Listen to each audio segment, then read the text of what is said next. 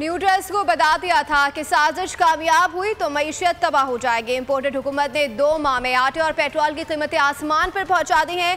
Petrol diesel महंगा होने से हर चीज़ पर फर्क पड़ेगा। चेयरमैन पीटीआई इमरान खान के बुनेर के स्टेज से बाउंसर्स का हम पर भी IMF का दबाव था, लेकिन कीमत बढ़ाने के बजाय पेट्रोल सस्ता किया, अपना पेट काट कर अवाम को बचाया। मौजूदा हुकूमत में शामिल तमाम जमातें पहले शोर मचा रही थी, अब इतना सन्नाटा क्यों है? मैंने आपको बताया था तब कि हमारे जिधर माशी हालात खड़े हैं, इसमें अगर ये जो साजिश जो मैं सुन रहा हूँ हो रही है, अगर ये कामयाब हो गई तो हमारे मुल्क की माइशत को बहुत नुकसान होगा। ये कोई फैसला नहीं करता जिसको अपनी कौम की दर्द होती है। कभी कोई ऐसे फैसले 60 रुपए लीटर आप एक हफ्ते के अंदर बढ़ा दें और आप सोचे ही ना कि आम आदमी का क्या हाल होगा। इसका हर चीज पे फर्क पड़ेगा। हमारे ऊपर भी IMF ने प्रेशर डाला था।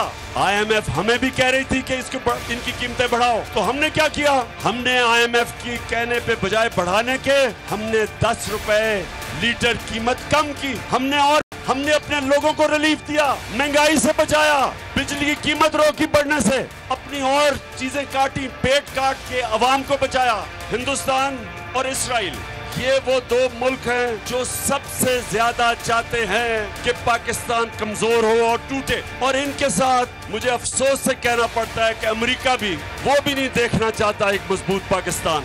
इन तीनों ने मिलकर साजिश की, जो एक जरदारी हुसैन हक्कानी के साथ अमेरिकनों को कह रहे हैं कि मुझे पाकिस्तानी फौज से बचा लो, तो आज ये कोशिश कर रहे हैं कि इमरान खान को रास्ते से हटाए गद्दारी का मुकदमा करके। मुल्क के न्यूट्रल से पूछना चाहता हूँ, क्या ये जरदारी और नवाज शरीफ मेरे पे गद्दारी का मुकदमा चलाएंगे?